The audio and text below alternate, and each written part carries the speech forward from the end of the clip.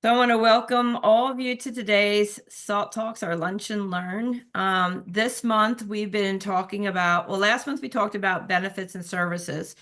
And this month we are going to be looking at future planning and finances, which involves, there's several points to this. So last week we had a presentation on the stable account and special needs trust.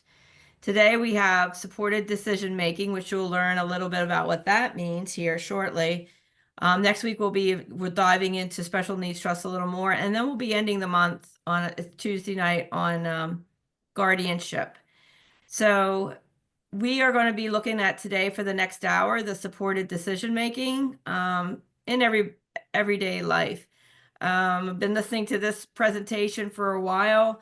I think every year I have Josh come back and give this presentation, but every year I learn something different. So whether you've heard it before or, you always find something new to pick up because I have to hear it a few times for me to understand, like fully understand the information. And then when each year there's something new or something that changes. So I'm going to turn it over to Josh Young. He's here today, and I'll let him introduce himself and where he's from. And anybody has any questions, you can enter it into the chat box. And I told Josh at the very end, we'll allow a few minutes for you to unmute and maybe ask questions if there's anything pertaining to something you just want to ask without typing it in. But I'm going to go ahead and turn it over to Josh. And thank you, Josh, for coming. Yeah, no, thank you for the opportunity. Thank you, everybody. My name is Josh Young. I'm the Director of Operations for ONI, the Ohio Network for Innovation. I'm not going to go into a bunch of detail about what we do, except to say that we do all kinds of things. And one of the primary things that we're known for is supported decision-making, training, education, developing resources, consulting, facilitating. So all the things that I talk about today, we do training and consultation education on, and we have lots of different options. So I try to do trainings that are pretty laid back, but also engaging. So I do invite you. There are going to be a few opportunities to kind of contribute, to let me know what you think about this. It goes a whole lot easier if you do. So the first thing I'd like to hear from all of you is, who has heard of supported decision making? And is anyone comfortable venturing a guess or trying to describe what supported decision making actually is? And I'll pause a few seconds. You're free to unmute yourself.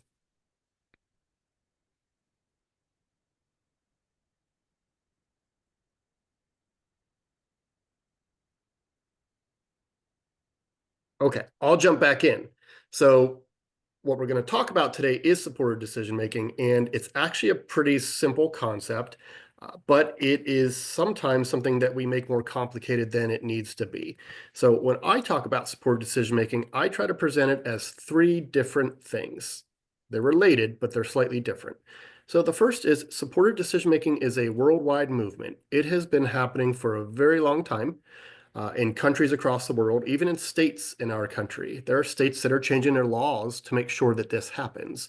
There's actually some legislation in Ohio right now that's trying to legitimize or acknowledge supported decision making. So we'll talk about that a little bit more later. So number two, supported decision making is a less restrictive alternative to legal guardianship. So legal guardianship is one of the ways that we can support people, especially people with disabilities, with decision making.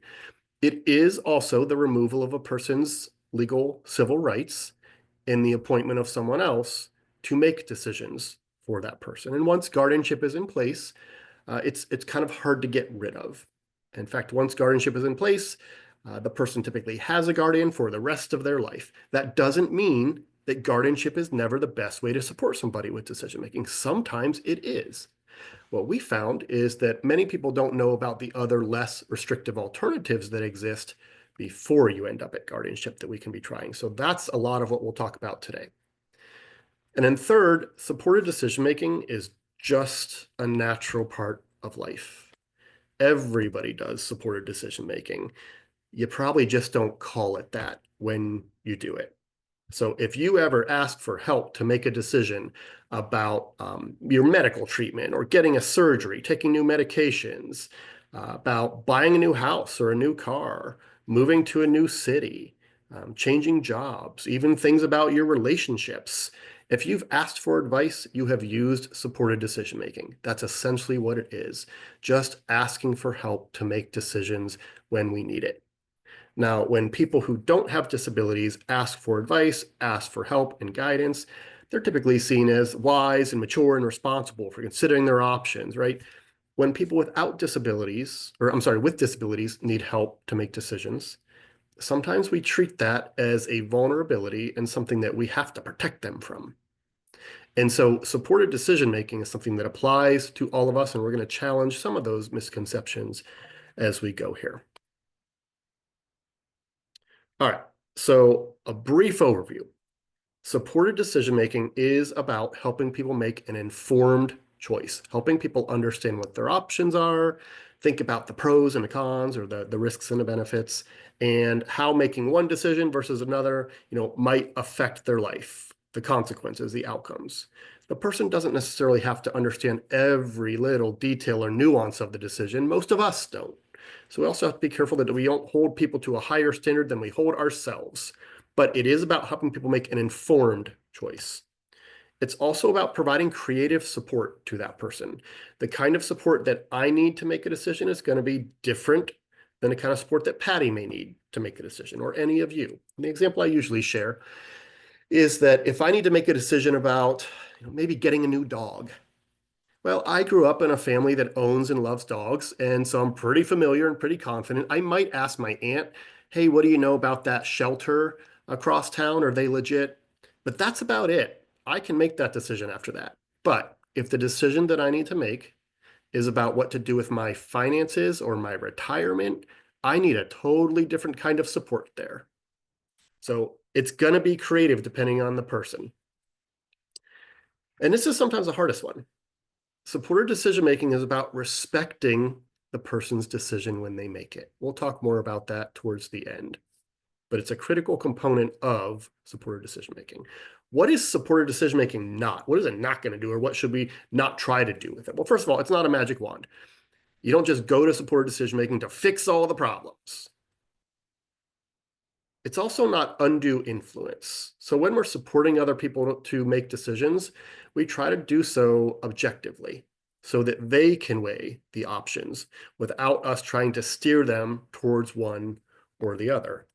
Supported decision-making also is not about preventing any bad decisions. First of all, who's deciding that it's a bad decision?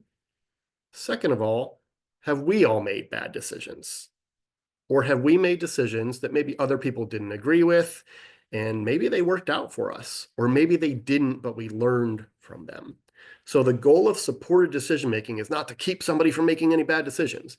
It's to help them make the informed choices, to take ownership, to learn those decision-making skills. Sometimes if you do supported decision-making, the person might make a decision that you don't agree with. That doesn't mean it didn't work. And finally, it's not substitute decision-making. We don't do all of the things that we're going to talk about here today, and then at the end say, and I'm going to go ahead and decide what's going to happen. You let the decision maker decide. Okay, so why does any of this matter before we go any further? Well, because it's very much related to the concept of self-determination. They've done some research on this, so I'm just going to share some of the data on that. Basically, they found that people who have more self-determination or more control over their lives and their decisions, they just tend to live better lives. They have better life outcomes. So things like they live more independently, they have better jobs, those jobs tend to pay more. And if that's all that having more self-determination did, we would celebrate that. Those are some pretty big things to achieve, right? But it goes well beyond that for people who have more control. So people who have more control, more self-determination, they are more likely to be included in their communities, to spend time with friends, to go on dates, to have more privacy, to practice their religion, to have their rights respected. And then probably the biggest one, people with more self-determination are better at identifying and resisting abuse and exploitation. So sometimes we think we got to protect people from, getting hurt, being exploited. And we think that the best way to do that is to jump to something more restrictive, when in fact, if we support them having more control and self-determination, often that's going to be the best way to help keep them safe. We also know some things from research about people who don't have as much self-determination or control over their lives. Things like they just may not ever develop decision-making skills. And then we kind of get caught in this cycle. So if someone doesn't have decision-making skills and we don't allow them to make their own decisions because they don't have the skills, well, then they're never going to develop the skills. And the next time a decision comes up, again, they're not going to be allowed to make the decision because they don't have the skills, but they're not having opportunities to develop those skills. So over time, decisions are going to be made for them about a lot of important things. So think about how it would feel for any of us if someone else was making decisions about our medical treatment, our living arrangements, where we worked, who we spend time with, sometimes things as basic as food and clothing. And so over time, people who don't have control over their decisions can become passive, they can develop low self-esteem, it can have a really significant impact on their physical and mental well-being. All right, so that's the basic concept of supported decision-making, but how do we actually do it? What's it look like? So when you leave this meeting, what are you actually going to do to start practicing it? There are 3 things that we can do, so we're going to dive into each of them. Here's the first one. Assume capacity. What does that mean? It basically means that when we are working with people, when we are supporting people, either professionally or these are people in our families, loved ones, our first assumption should be that if they get the right kind of support, they will be able to make the decision. Now, we might find after we provide that support that they're still struggling. They either need more support or they actually need somebody else to step in. But the first thing we can do here is assume or presume that they do have capacity to make the decision if they get the right kind of support. So one thing we probably need to address, since we're talking about capacity, is how we think of or even talk about capacity, especially in the DD system. Sometimes we think of it as all or nothing. A person either has decision-making capacity or they don't have decision-making capacity. But that really leaves no room for in the middle. And in fact, decision-making capacity is not static. It's not all or nothing. A person's ability to make decisions really depends on the person, the circumstances, and the specific decision that they're trying to make. Just like the example I shared about getting a new dog or investing money or what to do with my retirement, right? So instead of using these binaries, these extremes that they can't make any of their own decisions or they have to make all of them without support, this is probably a better model or lens through which to view decision-making capacity for all of us. There are going to be some decisions in our lives where we have experience, confidence, we feel comfortable making that decision with little or no support. There are also going to be decisions in our lives that we don't have as much experience with or confidence in, where we're going to need to ask for support. That doesn't mean that we can't make the decision. It just means we need a different kind or level of support in order to do so. So I don't think I have this slide later in the presentation, so I'm going to say it now.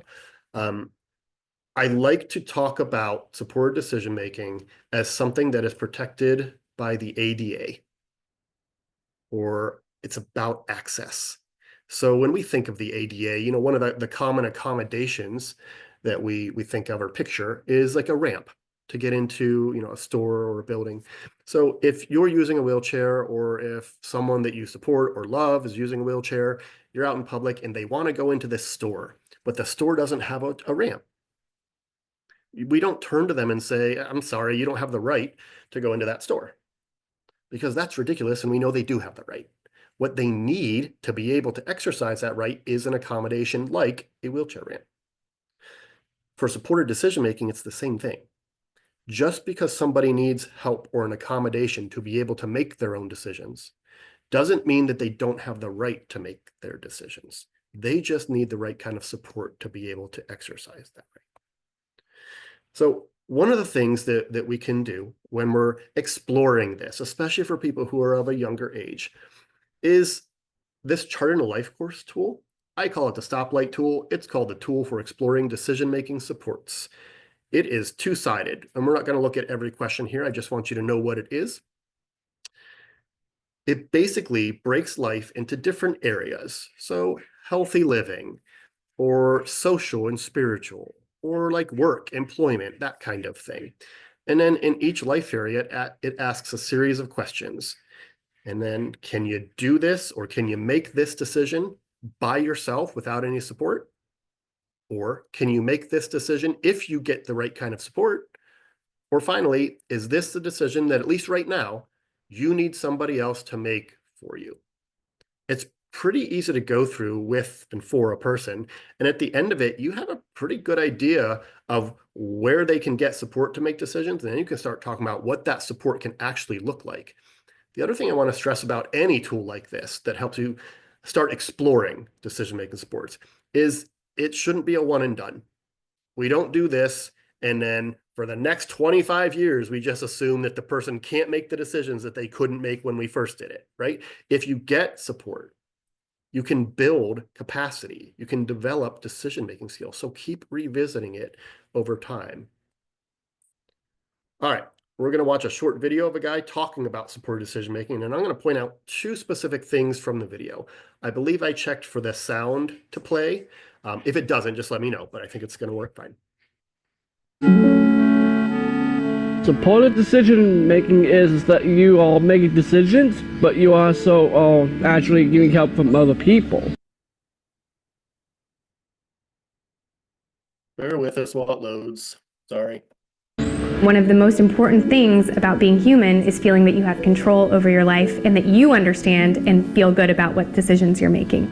Decisions I would make on my own would be deciding what I want to eat, and also check my mail when I need to, check in with friends, my parents, and my siblings.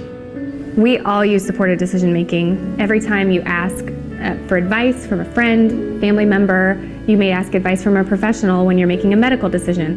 Some decisions I need help with. Who do I ask that help me make decisions on my own? Would be my peers, my parents, and friends in the community. I look for people that I trust and care about me. Some decisions I like to get help with would be definitely medical decisions. Sometimes you may not know what they are, and that there's always good people that can help. My mom helps me make decisions on talking to my doctor. She helps explain what's going on. Making decisions to live on my own is important. I prepare for myself for work. I have my clothes that I can lay out on my bed, and then I make that decision on my own to do that. I might make mistakes, but I learn to pick myself up and keep going. My mistake would be drinking too much caffeine. I had to learn to cut back. I'm learning how to cook. So I get to find my own recipes. I find my own meals, or I actually have meals that are left over from dinners or lunch. It feels great that I can live on my own and have my freedom. Whether we have a disability or not, very well-intentioned supporters can sometimes make decisions about our life or try to really influence decisions about our life. It's your life. When I make a tough decision, it would be something that might be hard and a challenge, but I'm up to the challenge. But like I said, you have a group behind you. The reason why you have that support group is because they know what you want and they'll like to help support you. If you need help making decisions, go to your full support team and they will have your back. All right, so a couple of things I usually like to point out about that video. The one is when that guy is folding his clothes. Did anybody notice him folding his clothes and maybe cringe a little bit like, ooh, that's not how I would fold my clothes, right? Does that mean that he can't fold his clothes though? No, he does it differently, right? He has maybe a different standard, but doesn't mean he can't fold his clothes. So sometimes I co-present with somebody else, and she has shared a story in the past that I like to share too. So she was talking to a pediatrician about her daughter, and they were kind of talking about developmental milestones and specifically getting dressed. And, you know, the doctor said, well, what age do you think that kids can start dressing themselves? And she said, I don't know, like 3, 4. And that's often what we hear when we ask the audience too. And the doctor said, closer to 2 years old. It's just that you care what they look like, so you think they can't do it. And so one of the important points here is we have to challenge our own biases when we're supporting people to make their own decisions. Just because they do it differently or they make a different decision than maybe we would make, doesn't mean that they can't do it. And remember, we're just trying to help them make an informed choice. If they make a decision that maybe doesn't work the way they wanted it to, they can learn from that. The second thing is him cooking those carrots. It looked like he just cut up some raw carrots and threw them in the oven. I can't imagine that that tastes yummy, but maybe that's what he likes. But if we are supporting him with decision making, what we do not do is say, whoa, whoa, whoa, don't do that. Don't put them in the oven like that. We might offer suggestions like, hey man, did you know that you could throw those with some oil and seasoning and cook them another way? We might offer suggestions for him to consider, but we don't stop him from cooking the carrots. Now, of course, if he's going to do something super dangerous, different story. But we're talking about cooking carrots, right?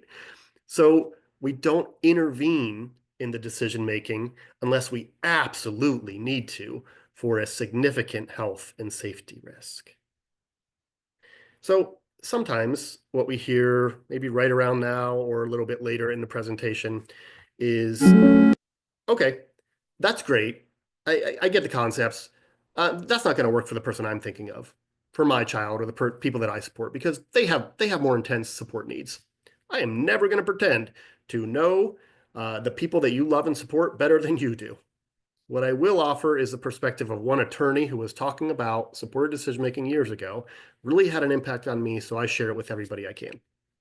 She said, anybody who can express their desires, no matter what it looks like. So if they can express that they like something or they don't, that they want something or they don't, that can be with words, that can be nodding their head, that can be blinking their eyes, other gestures, pointing to things, pictures, however they express that they like or don't want it, then they can make some decisions in their life. We just have to present the options and the information to them in a way that they can understand and respond to. So just food for thought as we keep going here. So the first thing that you can do, just assume that people do have capacity if they get the right kind of support. The second thing that you can do, be knowledgeable and challenge some misconceptions. So we're going to look at 3 major misconceptions related specifically to guardianship here. Before we do that, I just want to stress again, this does not mean that you should never pursue guardianship for someone. Sometimes that is the best way to support people with decision making. We should treat it as a last resort after we have explored these other less restrictive alternatives because it's removal of their civil rights. But some of the reasons that we find ourselves pursuing guardianship are because we have misconceptions about it. One common one is, well, I got to get guardianship of my son or daughter when they turn 18. This is not true. You don't have to get guardianship of a son or daughter, loved one, when they turn 18. If guardianship is going to be appropriate for them, maybe down the road, you can pursue it later in life if that's what they need after you've tried some less restrictive alternatives and maybe those haven't worked. And this is a pretty big one because they've done some studies on this and found that there's a pipeline between schools and guardianship, because often educators, teachers, tell parents that they do need to get guardianship at 18. Now, they're not doing that intentionally. They're not intentionally misleading anybody. We found that many schools just don't know any different, or they don't know about all the other less restrictive alternatives. And once they know about them, then they can provide a broader range of options to parents. We also want parents to know about the broader range of options, right? Another objection is, okay, fine, but if I'm not guardian, or if I don't get guardianship, I'm not going to be involved in anything. I won't be able to go to their IEP meetings. I won't be able to go to their doctor's appointments. This is also not necessarily true. We have all probably signed releases of information at some point in our lives, right? So starting with something like a release of information may allow you to get access to all of that important information, to continue attending the IEP, or to go to the medical appointments. There are releases of information for banks, for workplaces, all kinds of things. So think about it this way. If on one end of the continuum, we have a release of information, and on the other end of the continuum, we have legal guardianship. Let's start with the release of information in order to get access to information or be able to attend the appointments before we jump straight to removing the person's civil rights to be able to do those things. And then the biggest misconception we often hear is, okay, but I got to get guardianship to protect them. I need to protect them from harm, from abuse, neglect, exploitation, even getting arrested.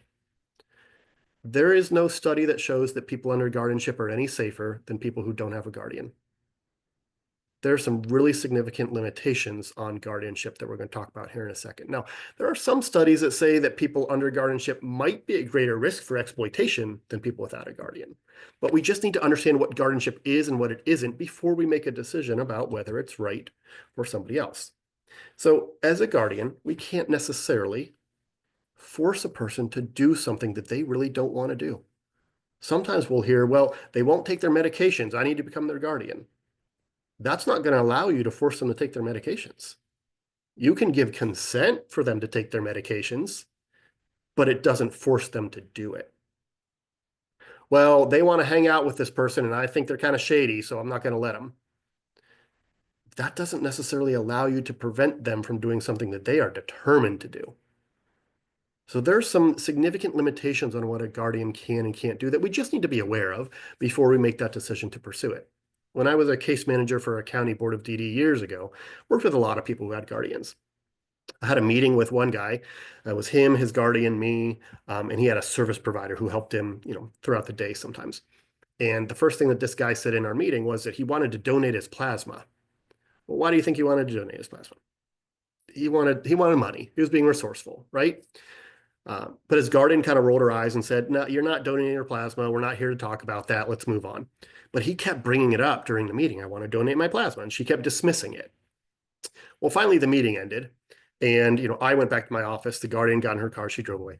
And this guy left his apartment and he walked down the street and he donated his plasma. The guardian had not given consent for it, but there wasn't really anything that she could do to stop it either. Right? So just be aware that there are some limitations on guardianship. It may not necessarily do the thing that we think it's going to do. So here's what we have found is the most impactful question that you can ask when the issue of guardianship comes up. What are we trying to accomplish with guardianship? What's the outcome? If we take the time to really deconstruct and explore that, we will often find one of two things. Either that guardianship's not going to do that thing. Well, they won't keep their room clean. Guardianship's not going to fix that. Well, they won't go to their doctor's appointments. Guardianship's not going to fix that, right? Or that we can accomplish this thing, but we can do it in less restrictive ways. So just ask that question and have the courage and humility to really explore it. The other thing that we should talk about is sometimes there is this idea that you either have to choose guardianship or supported decision-making now that you know a little bit more about it. When in fact, you can and should do both if guardianship is already in place, or if you decide to pursue guardianship. Just because there's a guardian doesn't mean that the person can't or shouldn't be involved in a decision-making for themselves. So with guardianship, there are going to be lots of opportunities to explore supporting this person to make their own decision. We won't get into it today, but there's a lot of guidance actually from the state Supreme Court that says when you're the guardian, you're actually supposed to defer to the person under guardianship based on what they want, unless the thing they want is going to cause significant harm. And then of course you step in. And most people don't understand guardianship that way. So just know about it. All right. The third thing that we can all do to practice this and promote it is provide that creative support. So let's talk about what that can look like. Well, initially, we have to figure out who we can even go to ask for help. And many people don't think in those terms. We might have to help them identify that you have some family members that you could go to ask for help. A mom, a dad, an uncle, a brother, a sister, right?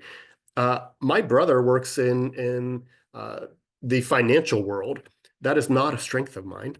So if I have questions about that, I will probably go to him and ask. In fact, I have, right? My mother has been a social worker for her entire career. So if I have questions about my work or my job, my career, she's probably a good person to go to. But if I have questions about a romantic relationship, I'm not going to my mom. She doesn't have a good track record there, right? So we get to choose our supporters. We may choose multiple people to support us with different kinds of decisions based on their strengths. And that can be true for your family, for your coworkers? Who are some friends that you trust or friends that you can make that could help you with these decisions? Who are some professionals? Yeah, that might be a doctor, that might be a case manager or an SSA or somebody who has expertise. And then are there other community members? Maybe you don't call them a friend, but there's this person at church that looks out for you or is really willing to help, or you're part of another group in the community and you could ask them for some help to make decisions. So start thinking about who we could ask to help us with decisions. So that's the first thing we can do to creatively support people. And then just kind of become knowledgeable about some of the other less restrictive alternatives that are available. We are not going to do a deep dive on these. I just want you to kind of see them, and then you can explore them on your own, ask other questions about them. But payee is one less restrictive alternative. So if somebody receives Social Security benefit money and they need help to manage that money, we don't necessarily need a guardian for that. Let's start with a payee. It's a person or an organization that is assigned to receive and manage the benefit money. They make sure the important bills get paid and the living expenses, and if there's money left over, the person can have it. Well, what if they have a bunch of money? Well, a trust fund might be a better way to look at that. I wouldn't be able to manage a ton of money, right? Somebody else would have to help me with that. So maybe a trust fund is a way to help them rather than guardianship. Okay, how about power of attorney? A lot of us have heard of this. Some of us might even have a power of attorney. Some of us don't know how they work. The whole idea behind it is that I can ask someone else to step in and make some decisions for me, typically decisions related to healthcare or finances, if I don't have the capacity at some point in the future to make those decisions. So I may decide to ask Patty if she will be my healthcare power of attorney. I would explain to Patty what I want her to do. I would explain what my wishes are. And then if at some point in the future I'm unable to make a decision, maybe I get into a car accident and I'm not responsive, but a decision needs to be made, then Patty steps in and makes the decision for me. Now, ideally, she already knows what I would have wanted in that situation and she just expresses it, right? So you can have this for healthcare and for finances. Typically, a healthcare power of attorney will spring into effect later on when the person doesn't have capacity, and a financial power of attorney can happen a little more or a little sooner than that. Supported decision-making is a broad umbrella under which all of this stuff falls, just asking people for help to make decisions. In Ohio, there's a chosen rep option. So if you receive services from the DD system, you can appoint a chosen representative to make some of those decisions with and for you. So it's not going to apply to mental health. It's not going to necessarily apply to housing, but it can apply to your service providers. If you have a Medicaid waiver budget, it can apply to that. So it's just another option. Limited guardianship. When we think of guardianship, most of us think of full guardianship, and we may not even know that we're thinking of full guardianship. Limited guardianship happens when a person may need a guardian to make some decisions for them, but not all decisions. So maybe I do need somebody else to make medical decisions for me. I don't have the capacity to make those in general. And Patty can apply to be my guardian, but limited guardian. And a judge would say, all right, Patty, you're Josh's guardian, but in the appointment letter, I'm going to say that you have the authority to make medical decisions only. Josh retains his right to make decisions about where he works and where he lives and all that other stuff.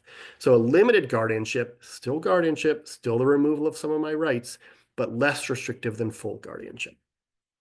Technology, lots of stuff is out there that we can and should be exploring for people.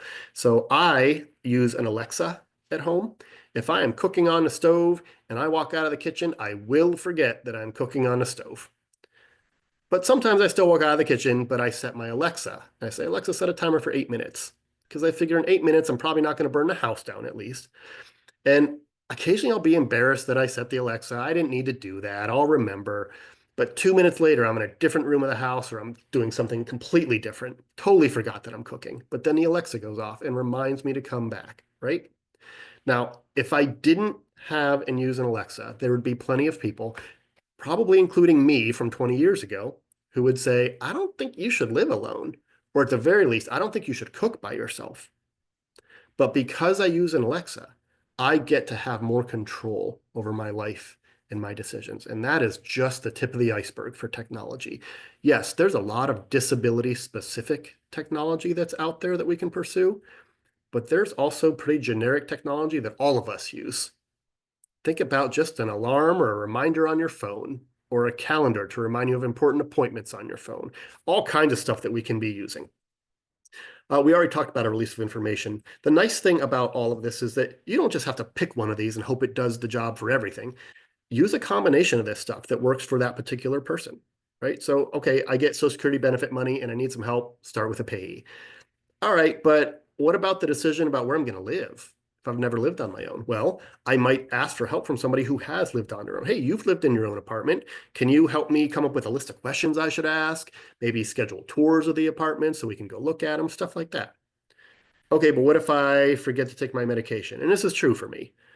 Why don't I start with an alarm on my phone to remind me to take the medications? Before I jump to something way more restrictive to support me to take my medication, start with an alarm on my phone. Or there are electronic pill minders that will release the medications for you when it's time to take the medications. So there's lots of stuff, right? All right. So especially for people with disabilities, but not exclusive to them, sometimes it's hard to even know what kind of help you can ask for when you need help to make a decision.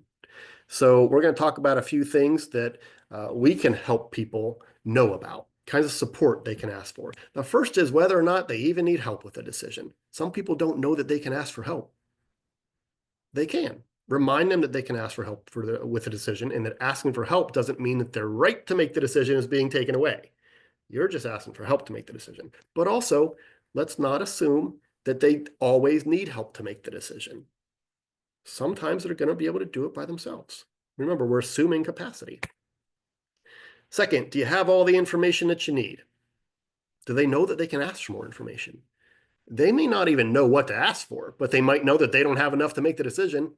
So if you remember back in school, sometimes the math word problems, you'd have multiple choice, and the last option was, there's not enough information to solve this problem.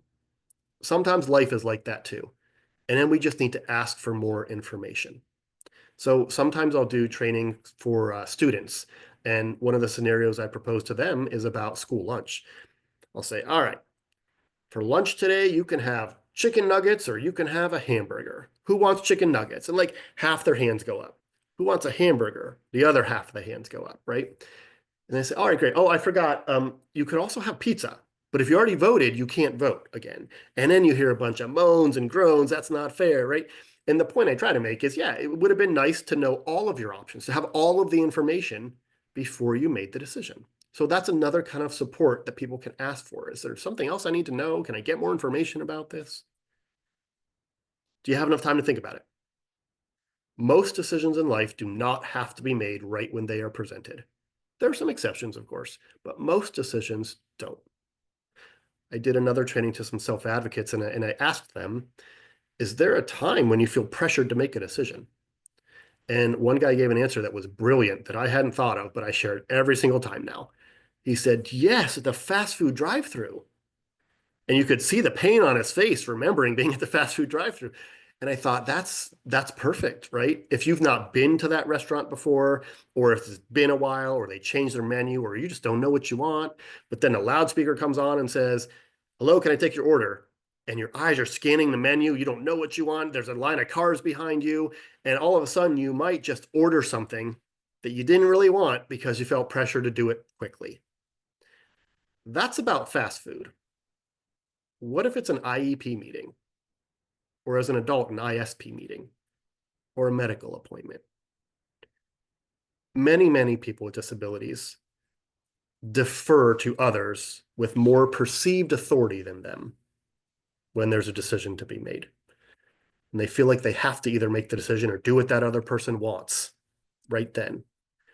Helping them understand that they can simply ask for more time to think about it. And what can they do with that time? They can get more information. They can talk to one of their supporters. They can role play.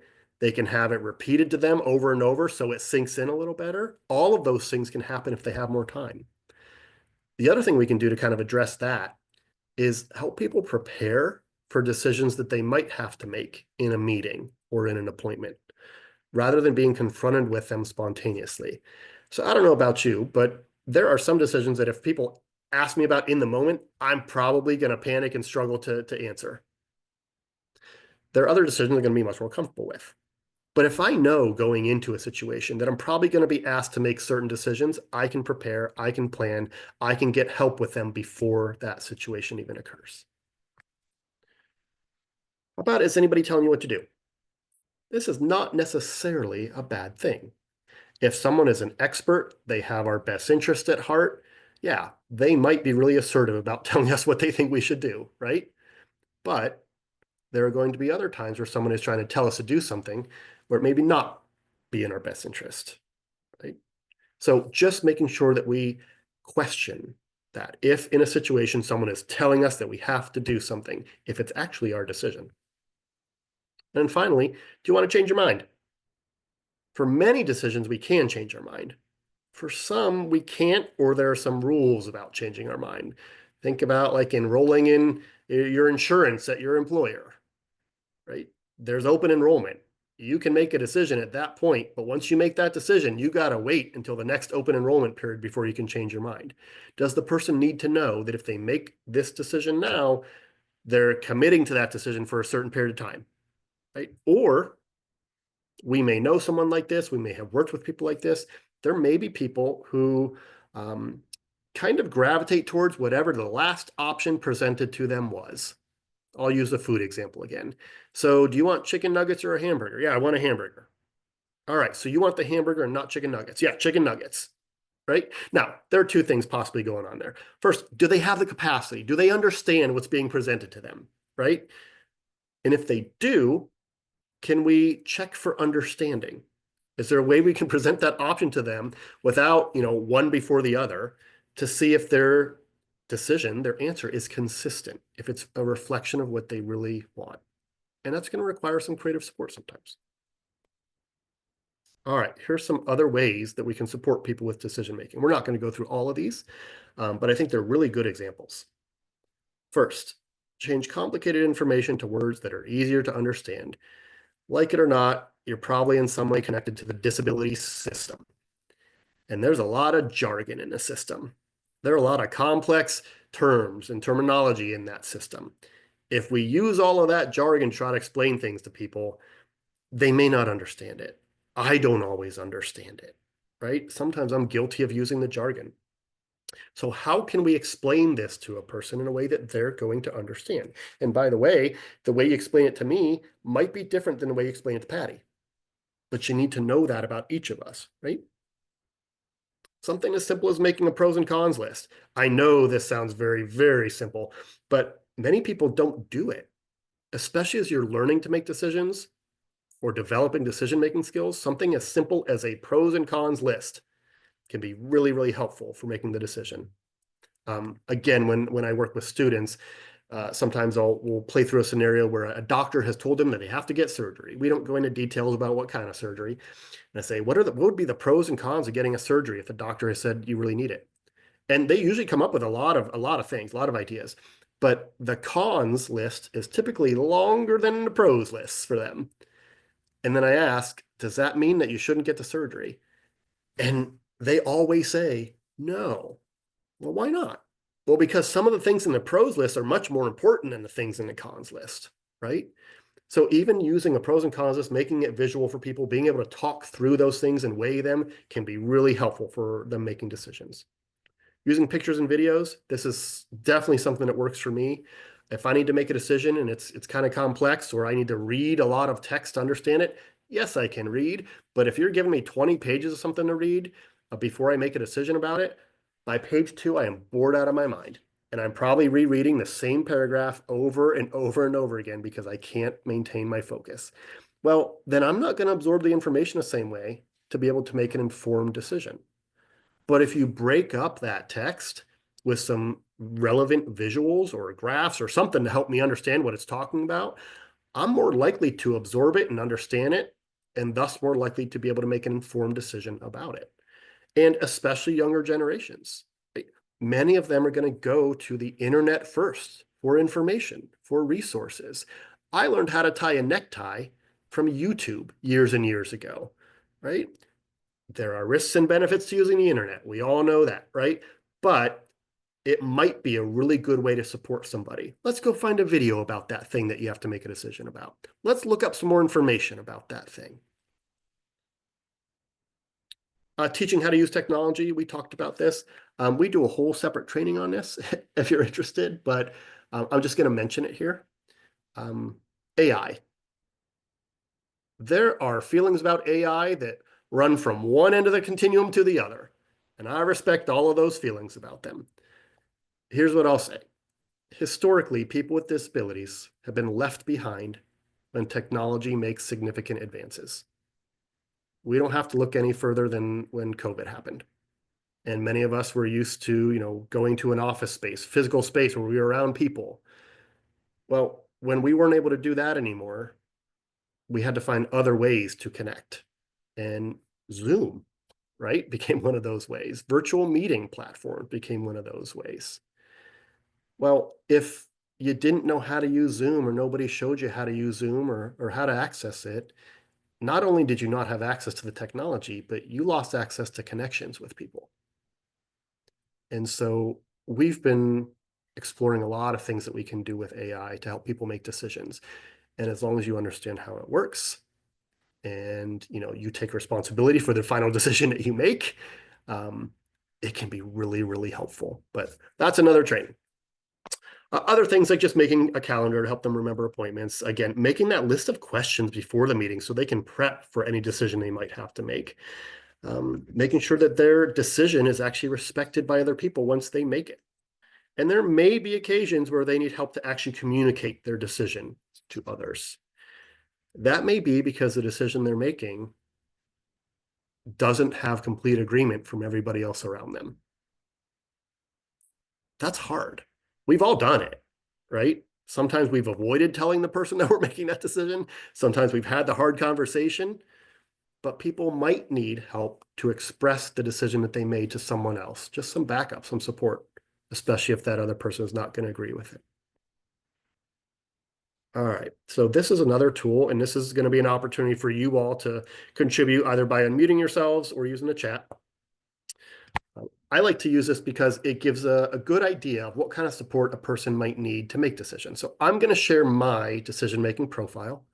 And as I go, please make mental note or write it down if you want. Something that resonates with you or a column here that you can answer about yourself. Might be very different from the kind of support that I need. So how do I like to get information? I've alluded to this, but I like visuals. Yes, I can read.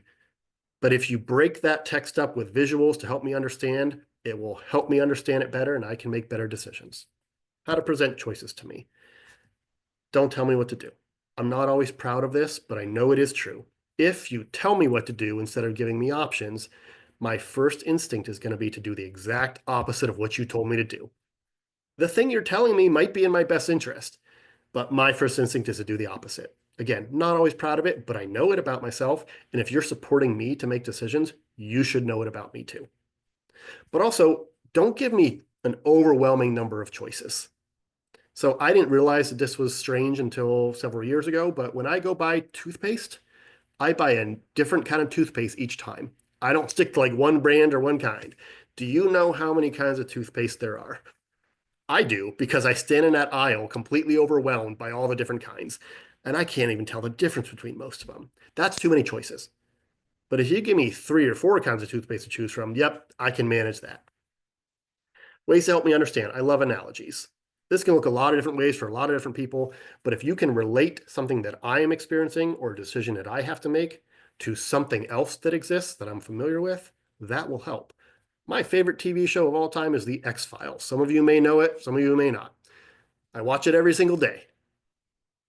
If you say, Josh, the decision that you're faced with right now is kind of like that episode of The X-Files where this character had to decide who to trust, that gives me additional context to understand the decision that I'm faced with, right? For other people, it might be something completely different. It could be a cartoon. It could be that someone they know has gone through this thing before. Hey, remember when your aunt had that surgery? That's kind of the decision that you have to make now, whether you want to get that surgery, right? So analogies will work for me. Best time of day or best time to make decisions, not a specific time of day. But if I'm having a good day, if I'm in my flow, if things are going well, yep, good time to present me with important decisions. When's a bad time though? Well, if I'm not having a good day, if I'm upset, if I'm disappointed, if I'm really distracted, don't present important decisions to me at that time. Remember, most decisions don't have to be made right then. So find a better time to present me with that decision. But also, between the hours of 10 p.m. and 7 a.m., I should not be making important decisions. I'm just in a different headspace. Now, when I'm in that headspace, I think I'm a genius. And then 8 a.m. comes and I think, what was I thinking? Or why did I order that thing off of Amazon? Right? So not the best time to present me with important decisions. We were doing support decision making with a mom and her son a while ago. And mom wanted to learn how to kind of take a step back so that her son could step forward and start making more of his own decisions. Well, her son used a wheelchair, and every time I would ask him a question, his head was on a swivel, looking for mom, looking for her cues. Sometimes I don't think mom even knew she was giving cues about what decision she wanted him to make. But eventually, mom rolled her chair back behind her son so that when I asked a question, he couldn't find her. She was still there, but he couldn't find her, and we had to work through the decision together.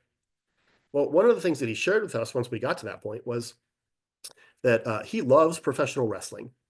I don't know how many times professional wrestling is on TV during the week, but he watches it every time it is. Well, his staff at the home were coming to him and asking him to take his medication while wrestling was on. And he was saying no.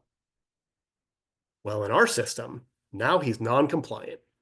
Or now you have to write an incident report because he didn't take his medication. And then you got to pull in all these other team members. How about you just ask him to take his medication when wrestling isn't on? Or at least wait for a commercial break, right? Or talk to the doctor. Doc, you said that the med should be given at 7.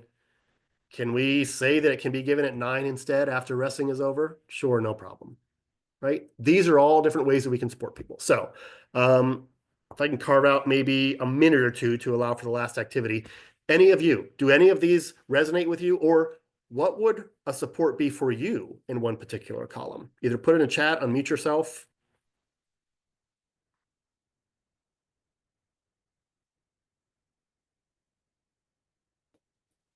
For myself, how I like to get information is definitely visuals, modeling or coaching, that sort of thing. That way I am mimicking what to do or how to do it. Perfect. Yep, I love that. Who else?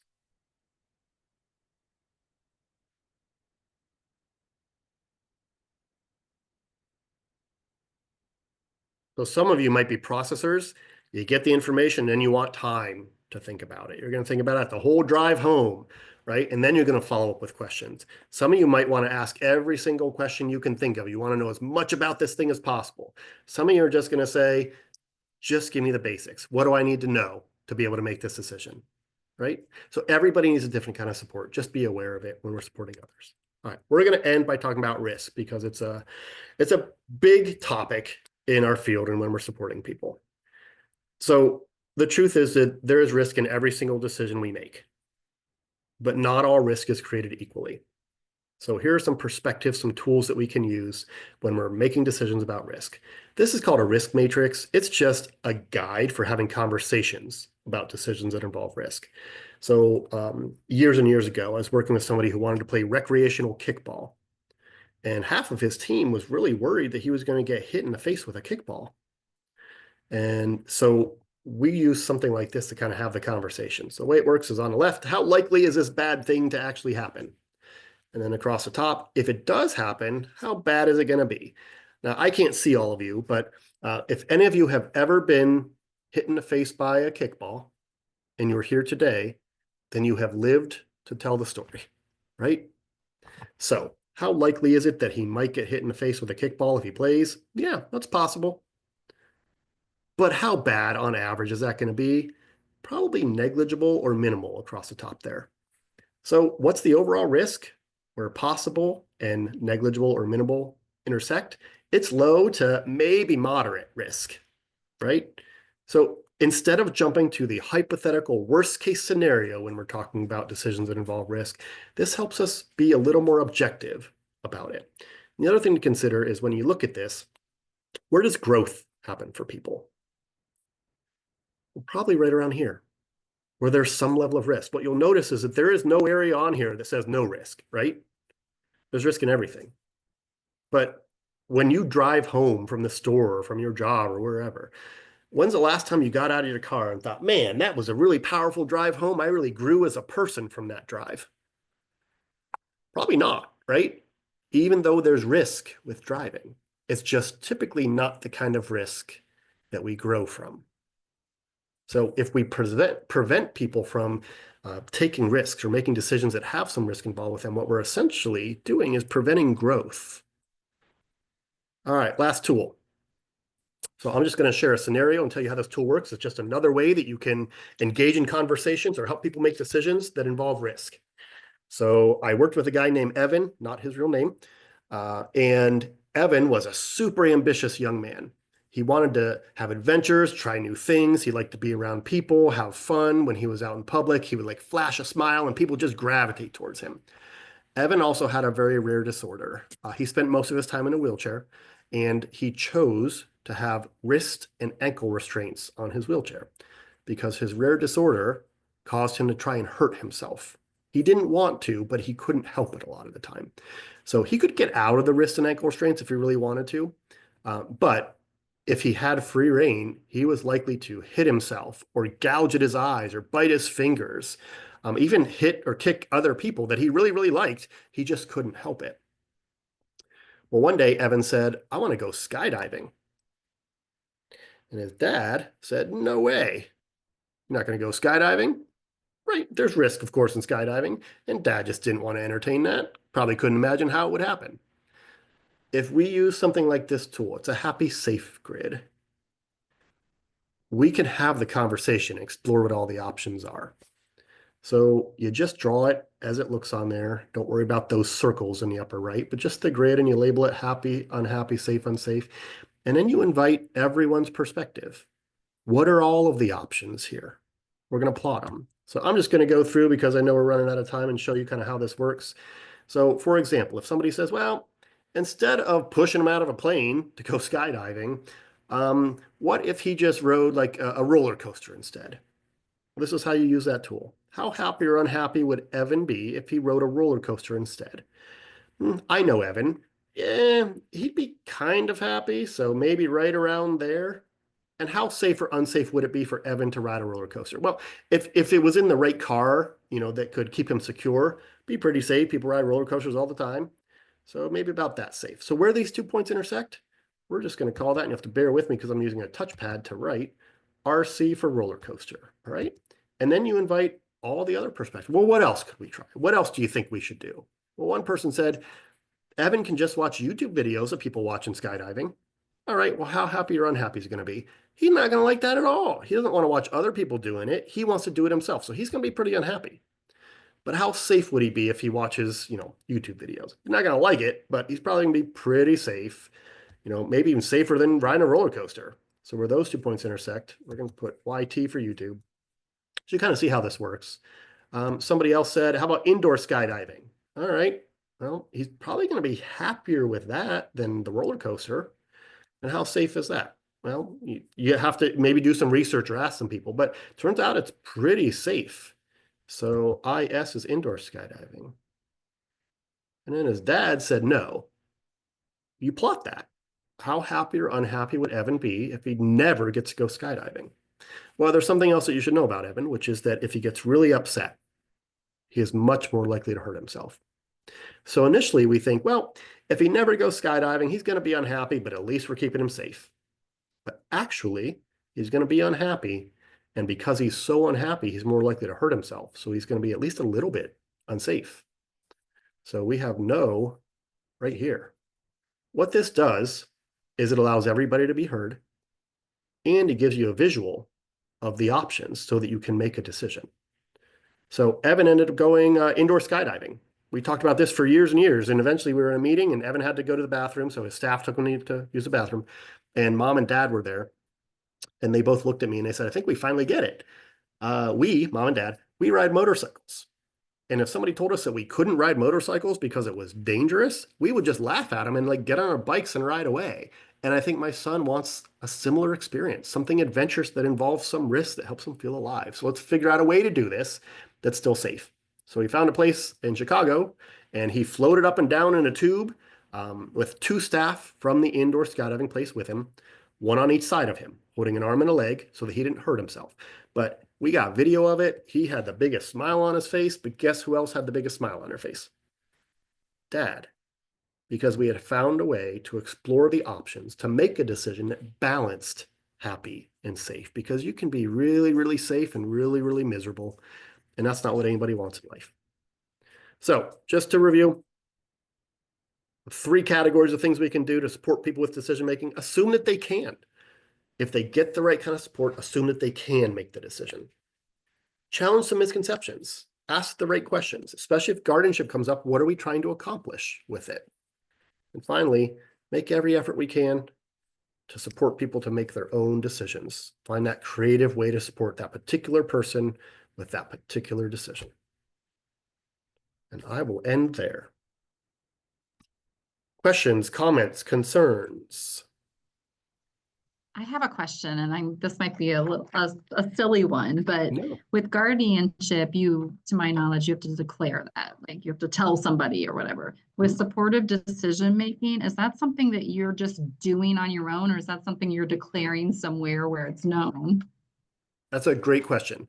So it can be done a variety of ways depending on what works best for the person. There can be informal supported decision making where you just go and ask people for help to make the decision. Or there can be more formal kinds of supported decision making. So we talked about a power of attorney, right? That would be more formal. We're actually documenting it somewhere. You're either getting it signed by witnesses or notarized. But there's also a supported decision making agreement. It's just a form where you identify the people that you would go to ask for help to make certain decisions.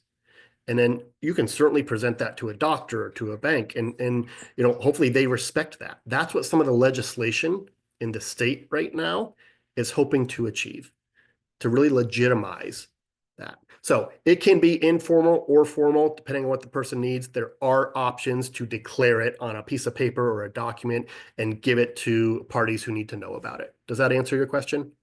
It does. And then my other question, and I think that this probably, you might have just kind of answered it. Like for some things, like my example is medical things. Mhm. My son wouldn't have the capacity to realize that a bill just came in for a medical procedure, and so therefore wouldn't even know to ask Yep. for support of how he goes about and handles it.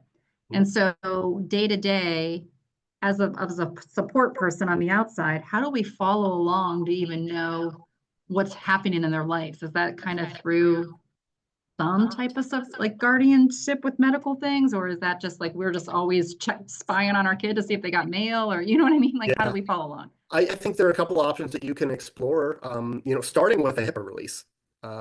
And just talk to the places. Does the billing address, in fact, need to be your address? If he is open to you helping with paying the bills, can you change the billing address to a different address than his residential address so that you get the bills and then you can make sure they get paid or review them with him, whatever it is you need to do? That's one option that you can explore. But you're going to need a HIPAA release to be able to have those conversations to begin with. Okay, so then this is something, my son's currently 15, so I have until, I have a couple years here before he's a legal adult. Is this something I should start asking for? Like, for example, the HIPAA example. This is something I can see when he's 18, he doesn't realize that he might need support with that. So then he's just objecting to me do it, and I have no control at that point. Like, do I start young to? Yeah, we would typically recommend that people start supported decision making as early as they can. Of course, we talk to a lot of people, parents who have kids that are transition age, right? But we are getting more and more requests, and we're finding it more and more helpful to even talk to parents of 3, 4, 5-year-olds. Just to start talking about this stuff, to start helping them build decision-making skills, to start understanding what the options are going to be as your son or daughter gets older. So yes, it is certainly not too soon to start talking about these things. Maybe if you start talking about some budgeting, some bill paying, maybe there is some level that he can participate in. But yeah, you don't have to wait at all. I would start talking about these things with him and with anybody else that you think might be able to support him. Okay, thank you. This was really helpful today. I appreciate it. Thank you. Good. What other questions, comments, or concerns? And I'll stop sharing too. Go ahead and close the recording. So in case somebody else wants to speak up, Josh, we can take a minute to take other questions. I want to thank you though for all the information you provided today. It's very, very helpful for us parents who are looking at these decisions. So 1 second while I close the recording, and then anybody can unmute or talk, or when I close the recording. So 1 second, and we'll further our discussion here. 1 second.